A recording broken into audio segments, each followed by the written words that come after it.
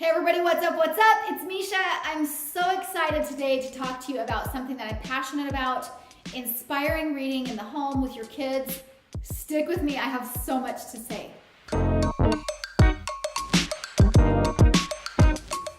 Okay, you guys, so here is the deal. At the end of this video, I'm going to share with you a complete trick on getting your teens to read.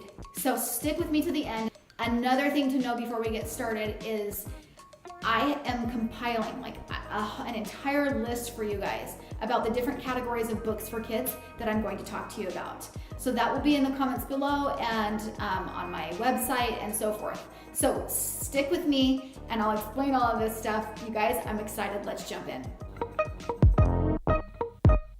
Okay, so if you get nothing out of this video, like nothing out of the rest of this video, the next part that I'm going to talk to you about is so important.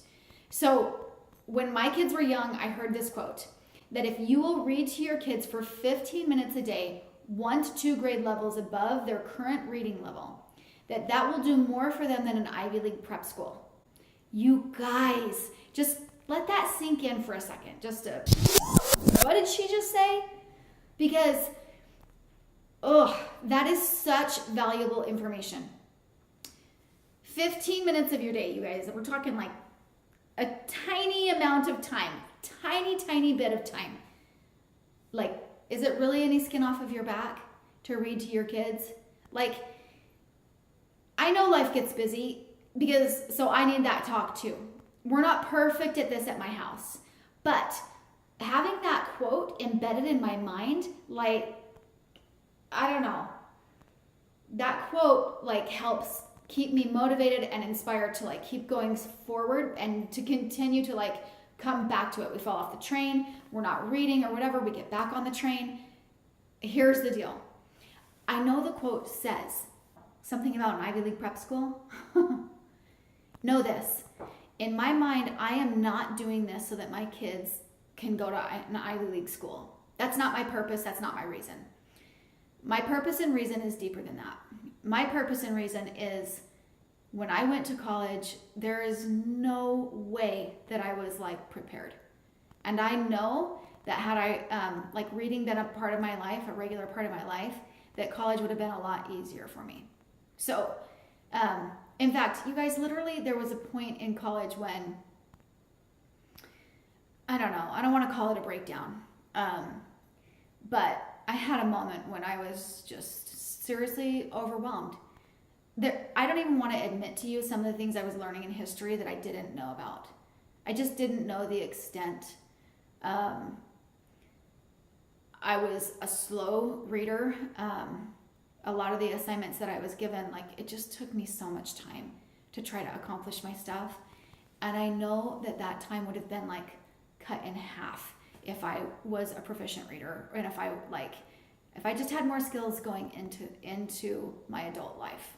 So that is my reason for being so passionate about this topic and making sure that my kids like have it in the bag in that area, that they come from a home where we love to read, where we talk about books, where they're exposed to it, where I read to them.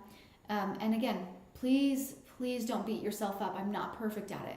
Like, I promise you, falling off the train happens all the time. I read a little bit and then, we go through a dry spell and then I'm like, we got to get back on and like find a good book and get into it. And that's just kind of how it goes.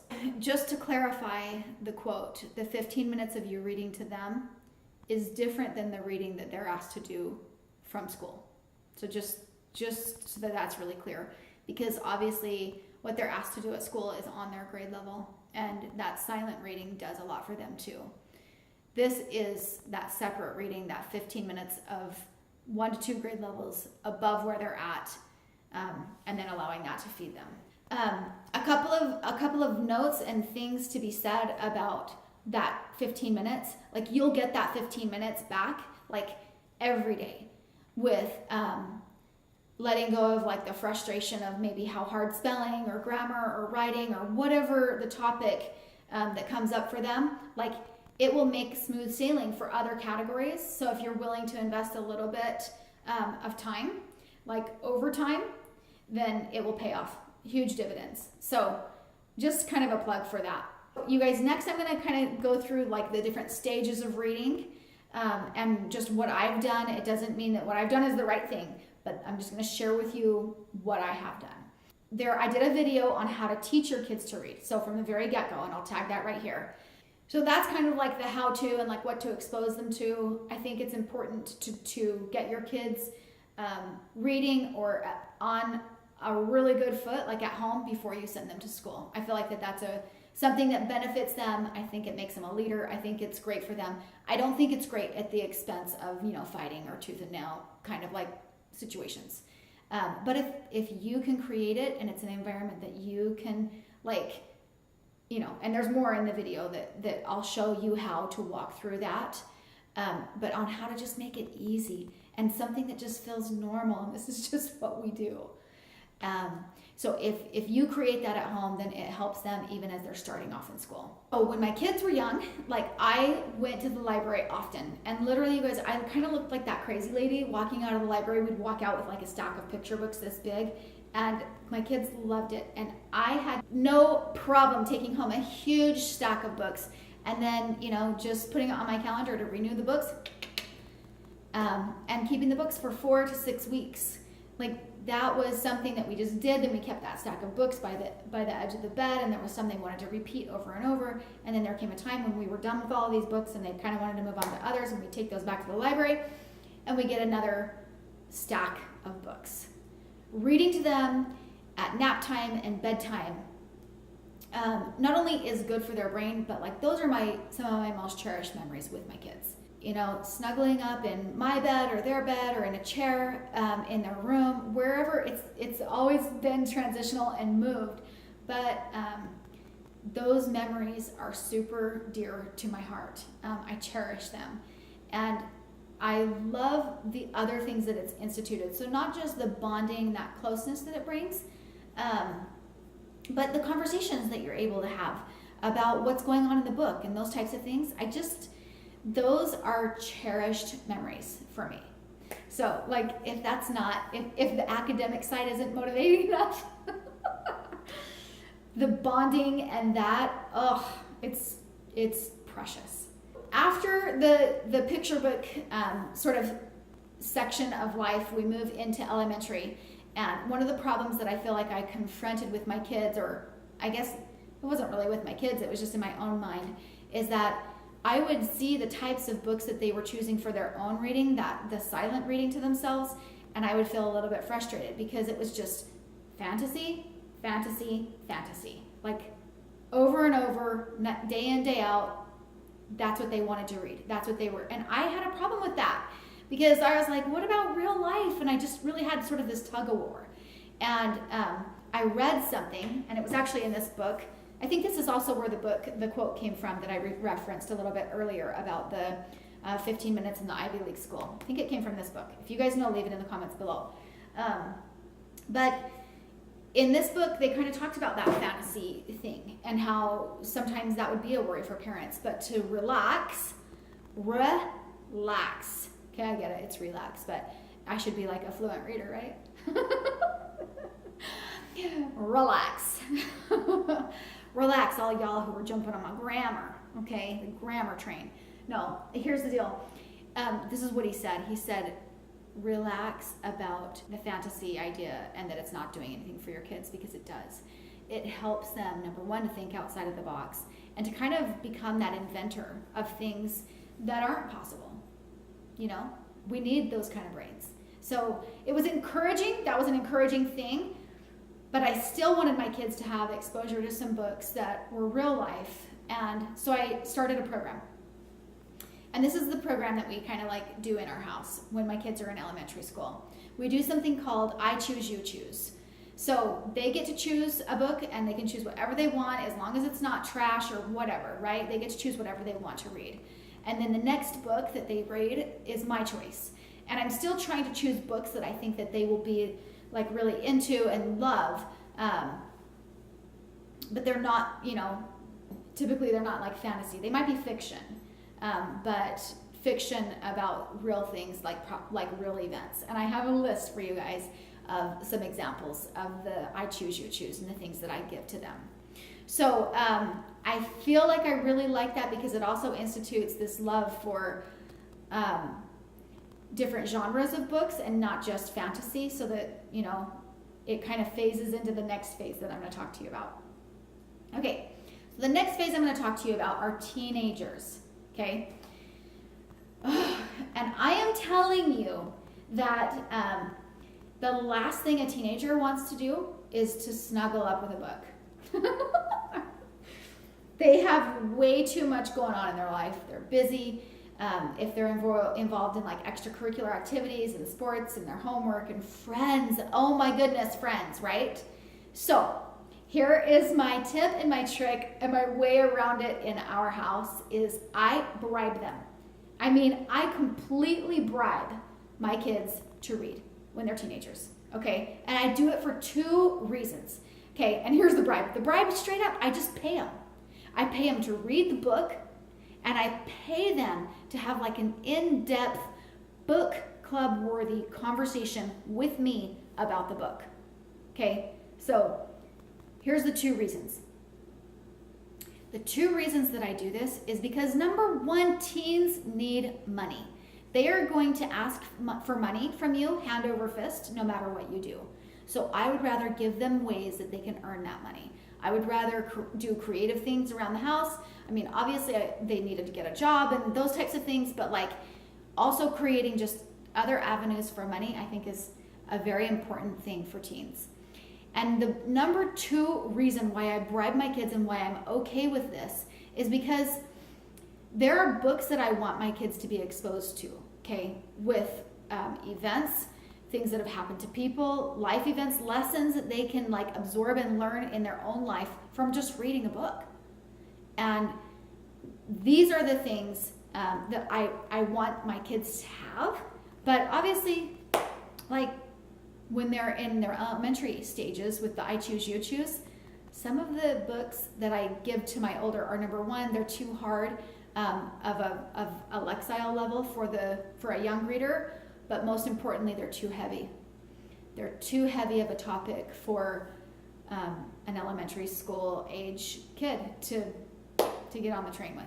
So that's why I pay them. That's why I pay them. And you know what? I feel like that this is a program that I will do even into their adult years, just as a bonus and a sweeten life, as long as I can, if I have money. And I want to do it as a grandma.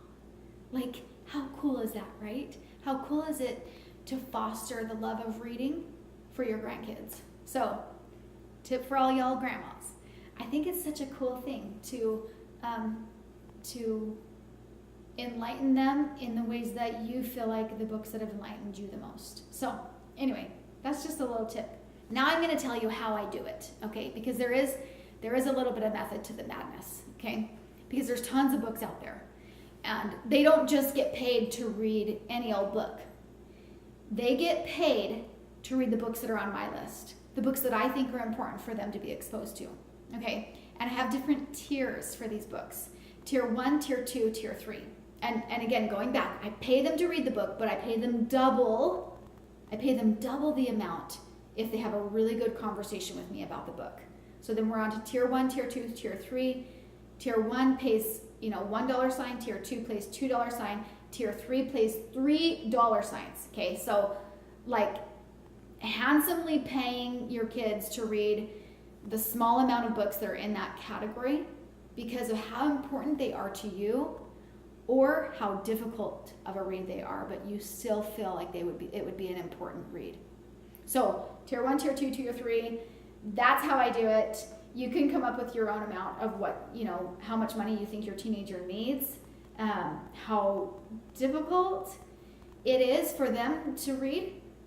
So what would truly feel like an incentive to them.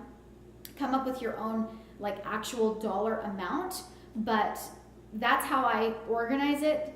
I just keep track of what they've read, and then that way when the next kids come along, they have the opportunity to read the same books for the same, tier separation and that sort of thing. Like I said, you guys, all of the books that are in my tiers are listed below. So if you guys want to get on the train and piggyback off of like the things, that list that I've put together, feel free. That's what it's for. I'm hoping that it inspires reading for both you and your kids. Okay, so what I'm going to tell you next is about the kickback, okay, that teenagers give about reading. And I think that the number one thing that I have heard from my kids, okay, from my one teenager especially, is that none of his friends read. Or I've spoken to his friends and just said, hey, do you like to read? Are you a reader? What are your favorite books? And that kind of thing. And a lot of the response that I get is, no, I don't read anything. Even books that I'm supposed to read for school, I just kind of skim over them, or I read the Cliff Notes, or I watch the movie, or whatever. My teen or teenagers will come at you and say, like, see, no one reads. And they like want to prove a point, like, and I'm like, that doesn't work for me, and this is why. This is the retort. This is the retort you can use. 30% of kids graduate high school with the proficiency level required to go on to college. Bam! So with that statistic in mind, I tell my kids, it's okay if you feel like you're the only one that reads out of all your friends. You don't need to tell them that you're a reader. Whatever it is for you, tell them or get them encouraged to read. I don't care. What I care about is them and their desire to read, and I'm totally fine bribing them to do it. I want them to be in that 30% that is ready for college, that's ready to move on in life, whether or not they go to college or not, whether or not, whatever, it doesn't matter what college they go to or whatever. I want them to be ready to step into their adult life, both with the academic level that reading will bring them, and also with the life lessons that books can bring to kids. I think that that is such an important thing. Just the other day, my son finished reading The Hiding Place. The conversation that we had surrounding him reading that book was fantastic. It was a fantastic conversation. We were able to like talk about and ask questions like, who do you associate with most in the book, and why? And do you think you would do the same thing that Corey and Betsy did if you were in the same situation? What if you had kids? Would that change the way you looked at it? Or would it, and obviously, like, you don't know what you would do in circumstances like that, but it's still fun to talk about it and to get your kids on the train of thinking and imagining that that's a real event that really happened. And like, I think it also gets your teens into a mindset and a perspective that there is more going on in this world every single day than just what they are experiencing in their life. And I think that that's an important thing for teens to grasp and to know, because I think that when they are teens, that it's easy to believe that the only thing that exists is high school and what happens with my friends. And I think it's good to like kind of take them out of that for a minute, and to expose them to more, and to show them what's out there. So hopefully all of that information about the way that I kind of construct reading with my kids to try to keep them incentivized and motivated to read is helpful for you. Like I said, I've got a list compiled of books that I think are like must-reads for teens, a great list of books that are great to give to your kids during the I choose, you choose phase. If you guys have books that you think should be on those lists, leave it in the comments below. I'll take a look at them, and it'd be great for the viewers to also be able to see other suggestions coming from other angles. Share any other thoughts that you have in the comments below. I would love to know. And if you guys want more tips to live happy and be inspired, then subscribe to my channel. I would love to have you along for the ride. Have a great day, you guys.